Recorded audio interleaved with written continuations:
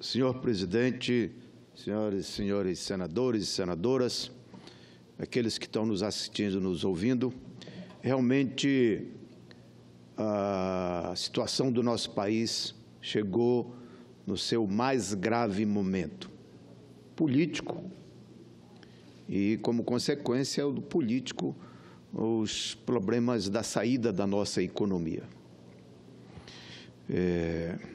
Sem dúvida nenhuma, eu acho que todas as lideranças políticas, principalmente acho que o Senado Federal, através das representações dos estados e as representações políticas que advinda dos partidos, têm uma responsabilidade maior perante esta crise que abate o nosso país. E eu acho que é com esta responsabilidade e com este compromisso com o país, com a nossa economia, com a democracia, com o nosso povo, que a gente tem que agir neste momento. Nesse sentido, eu queria, todos que vêm falando aqui ultimamente, depois do processo de ontem, de que tem que buscar saída para política, para a crise política e saída para a economia do nosso país.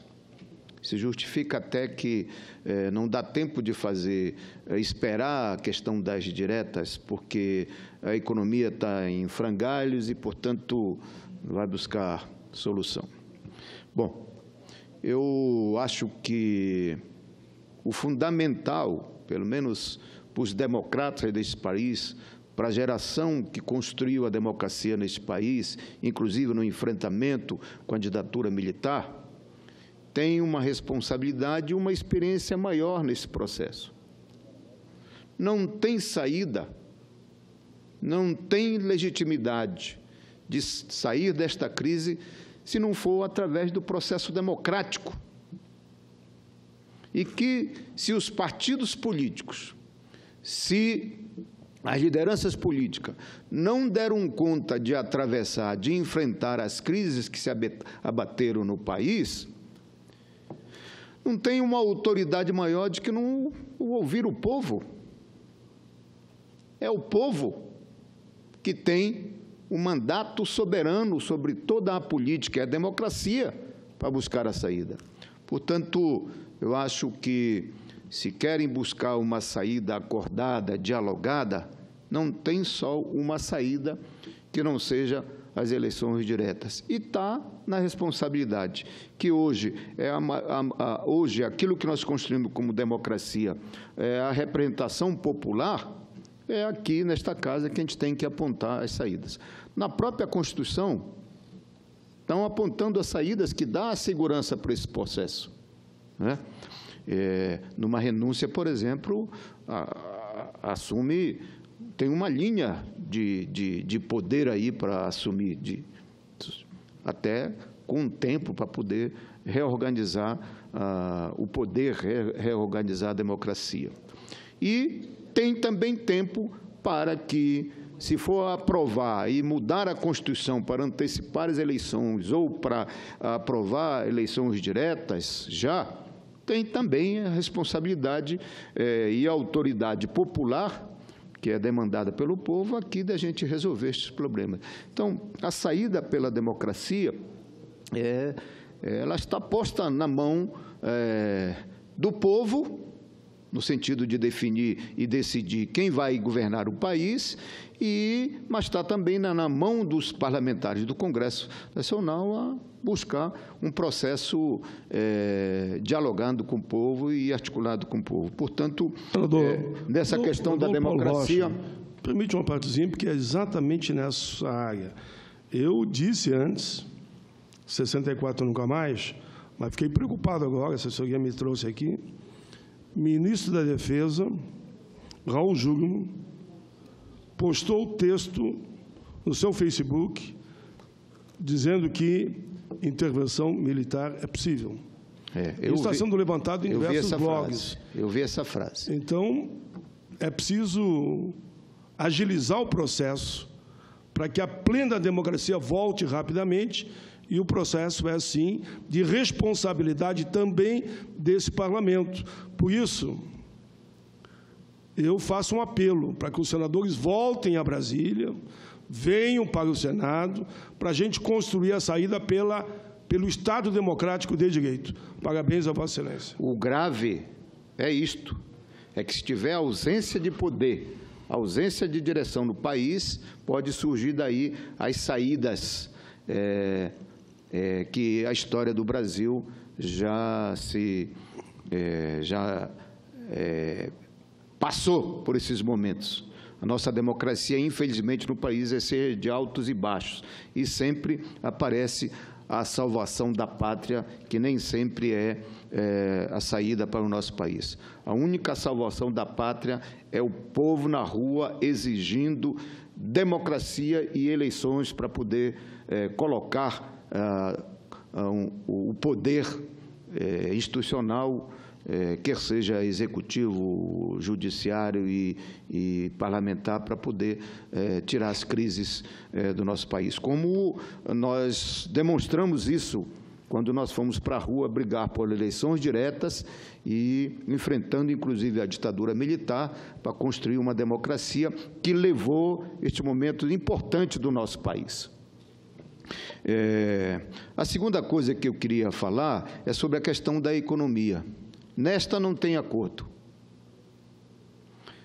Se não for um processo que leve em consideração a força da economia do nosso país, uma economia que fique submetida aos interesses internacionais, esta experiência o nosso país já passou, principalmente nos 8 anos de governo de Fernando Henrique Cardoso. Mas também nós já demonstramos que o país pode ter saída política, saída econômica, como nós fizemos nos 8 anos de governo Lula. Aí eu não estou me contrapondo a nome Fernando Henrique Cardoso, nem levantando a questão do nome de Lula, mas eu estou dizendo os governos que eles implementaram no nosso país. Acho que isso é fundamental. E aí, meu caro Paim, queria exatamente provocar essa discussão para levar a consideração das reformas que eles estavam querendo fazer.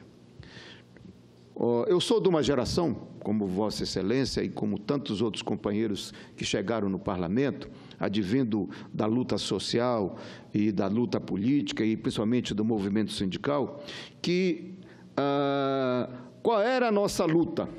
Foi sempre o chamado equilíbrio entre a relação capital e trabalho, porque não tem nenhuma economia se não tiver a valorização do trabalho, o respeito à mão de obra, a valorização da mão de obra. A gente vê nessa reforma da trabalhista, de que, aliás, vieram aqui debatedores, como se o defeito da economia, o problema do crescimento, é o salário do trabalhador. A culpa do crescimento é o salário do trabalhador, ou os direitos que os trabalhadores ganharam ao longo, inclusive incluímos na Constituição brasileira. Os aposentados também, eles falaram.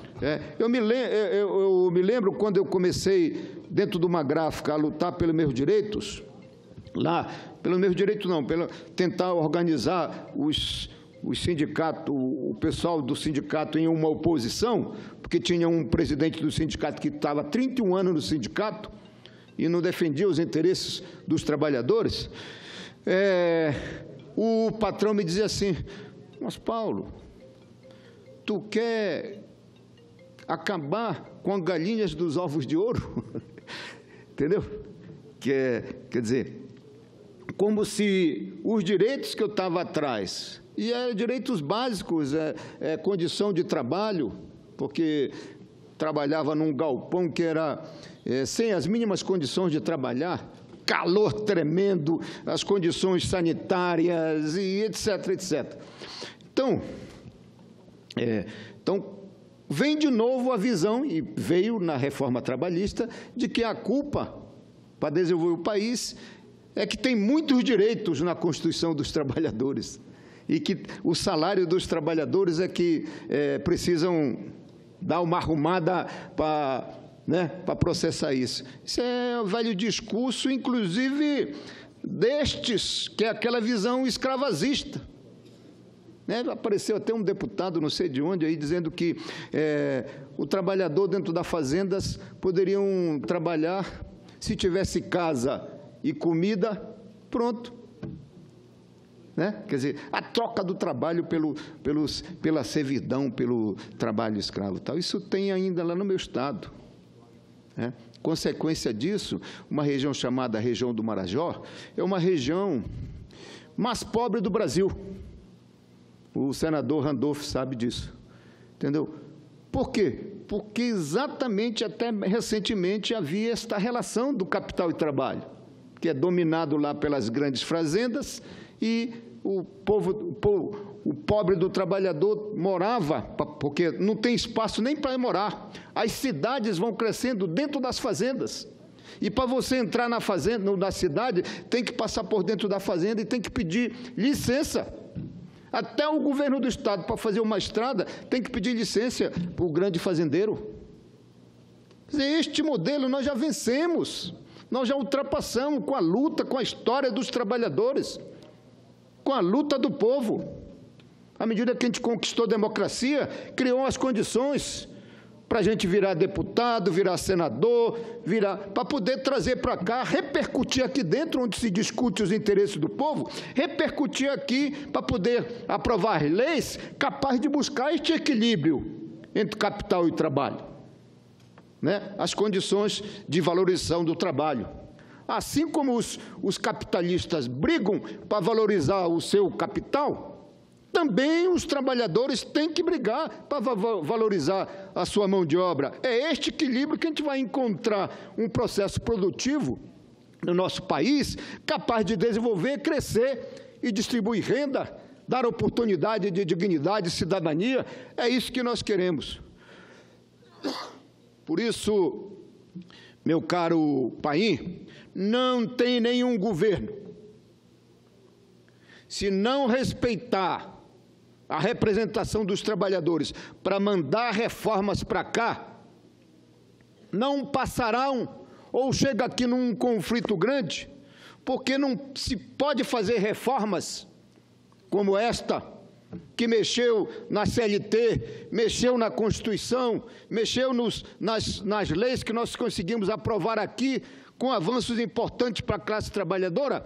Como se quer reformar tudo isso que é ao longo de séculos, é produto da luta, da história da classe trabalhadora para valorizar o trabalho, conquistar direitos, dar proteção ao direito individual, dar proteção à saúde do trabalhador e da trabalhadora. Enfim, tudo isso queriam destruir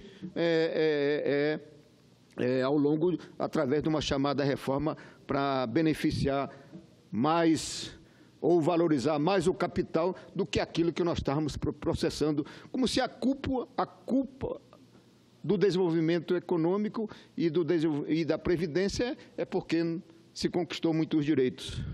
Então, senador Paulo Paim, o erro de governos, inclusive a companheira Dilma errou quando ela mandou aquelas 2 medidas provisórias que mexiam alguns direitos, a 664 e a 665, e nós não aceitamos, porque ela não consultou, não sentou com a representação dos trabalhadores. E errou de novo o Temer quando manda uma reforma trabalhista e uma reforma da Previdência capaz de mexer em todos a luta dos trabalhadores de século, tentando destruir direitos e retrocedendo a um processo de ser, digamos assim, o que é grave, tudo aquilo que nós construímos na estrutura sindical, para transformar uma estrutura sindical combativa, que atende os interesses dos trabalhadores, na criação das centrais, na criação de sindicatos fortes, para defender exatamente os interesses dos trabalhadores, perpassa nesta reforma trabalhista a desconstrução da estrutura sindical, do movimento social combativo, para poder assegurar os interesses dos trabalhadores. Então, É grave o processo. Por isso que este governo, quando a gente chamava que ele não tinha legitimidade, porque, primeiro, não tinha força, porque não saiu das urnas. Segundo, não tinha legitimidade a reforma trabalhista, porque não foi dialogada com os trabalhadores. E olha que a gente conseguiu, nessa estrutura sindical, colocar as lideranças, e os trabalhadores sabem disso, que colocamos na direção do movimento sindical trabalhadores com responsabilidade perante o país, que não briga só pelos interesses dos trabalhadores. As centrais sindicais brigam pelo desenvolvimento do país. Está aí, podemos ter divergência com Paulinho, por exemplo, ou com outros dirigentes sindicais, mas eles são responsáveis, têm condições de dialogar com os governos para poder buscar saída para o problema da economia do nosso país. Então, erra os governos se não dialogar e não negociar com os trabalhadores os interesses dos trabalhadores. Portanto, senador, eu queria trazer o seguinte, que na economia não tem saída se não discutir com os trabalhadores. O que é? É buscar mais produtividade para produzir mais? Vamos discutir qual é a forma. Agora, tirar direitos, como se a culpa da economia ou a saída da economia é porque os trabalhadores conquistaram muitos direitos ou que o salário... Volto a dizer, nós já tivemos essa experiência, o governo Lula foi um exemplo de buscar saída para a economia do nosso país. Gerou emprego, distribuiu renda, oportunizou todos. O Lula não só valorizou o trabalho, mas valorizou também o capital. Setores cresceram muito no governo Lula, mas havia um equilíbrio e havia uma consulta nos vários interesses. Lula criou o Conselhão. Lá estava todo mundo. O índio, o negro, a mulher, o intelectual, o grande empresário, o banqueiro, mas também estava lá a representação do trabalhador rural, do trabalhador urbano, que era um conselho onde o governo ouvia os interesses para poder implementar a política e o desenvolvimento. Por isto que deu certo o processo. A economia cresceu, começou a crescer, distribuímos renda e geramos empregos e recuperamos o valor do salário mínimo. Estava se recuperando o valor do salário mínimo deste país. Portanto, nós temos saídas na economia e na política é só a democracia para buscar um governo que saia do ronco das ruas e que seja saída da força do povo, da vontade do povo, que é a democracia, que é as urnas, portanto, é a eleição direta. Ouço o senador Paulo Paim. Com a tolerância do nosso presidente, que hoje está bem melhor do que ontem, em matéria de tolerância, para o plenário. Eu falei 5 minutos a mais e eu acho que o Paulo Rocha e o senador Randolfo também falarão. Então, eu agradeço já ao senador João Alberto. Mas, o Paulo Rocha, o presidente Temer, ele exagerou na dose. E Vossa Excelência aprofundou bem a questão das 2 reformas. Quando ele manda 2 reformas, ele bateu de frente Previdência Trabalhista com o povo brasileiro. Ele bateu de frente. E quando ele bate de frente com o povo brasileiro, e aí que uniu os que eram favoráveis ao impeachment e contra o impeachment, lembrando a presidenta Dilma, se uniram para defender também o seu lado. O direito a um trabalho decente e o direito a sonhar com uma aposentadoria decente. Esse foi o maior erro dele. Em segundo, claro, a Operação Lava Jato faz uma varredura, mas que saíram já 6 ou 7 ministros, e mais 8 estão denunciados. E agora ele foi denunciado. Ele é denunciado. Já tem, senador Randolfo, para me ajudar, deve ser 6 pedidos de impeachment, né? 8. Até ontem eu falava em 6. Agora você atualiza, o senador Randolfo, que vai falar em seguida, e faz questão de ouvi-lo. 8 pedidos de impeachment. Ele perdeu o apoio de toda a sociedade, dos mais variados setores. Por isso, o afastamento dele é inevitável. É inevitável. em nome da causa maior, e a causa maior é o povo brasileiro. Eu mais fiz uma parte para lhe cumprimentar pelo brilhante pronunciamento. Agora, o que nos conforta, os democratas, socialistas, os trabalhadores, é que o povo percebeu e está reagindo, né? Eu acho que as mulheres, a partir do dia 8 de março, aproveitaram a bandeira da reforma da Previdência e conseguiram mobilizar as famílias, as mulheres, porque a reforma da Previdência ataca fortemente a família, porque toda família brasileira tem sempre um aposentado, e ataca fortemente os avanços e as conquistas das mulheres, porque, principalmente as trabalhadoras rurais. E depois o próprio movimento sindical foi começando a reagir contra esse desmonte das conquistas e dos direitos dos trabalhadores, mas como também a tentativa de desorganizar aquilo que há décadas nós tínhamos organizado, que era um movimento social, sindical combativo, que buscava este interesse, este equilíbrio entre relação capital e trabalho, mas que tinha assegurado, não só na CLT, na Constituição de 88 e nas leis ordinárias que nós conseguimos organizar aqui, que a gente buscou esta possibilidade de desenvolver uma economia no nosso país com crescimento econômico, distribuição de renda, na valorização do capital, mas principalmente na valorização da mão de obra dos trabalhadores neste país. Por isso, é fundamental que a gente busque a saída, e a saída, felizmente, o povo já percebeu e está indo para as ruas exigindo eleição direta para buscar um governo forte e que possa ter autoridade das ruas do povo para buscar as saídas da nossa economia e principalmente da crise política do nosso país.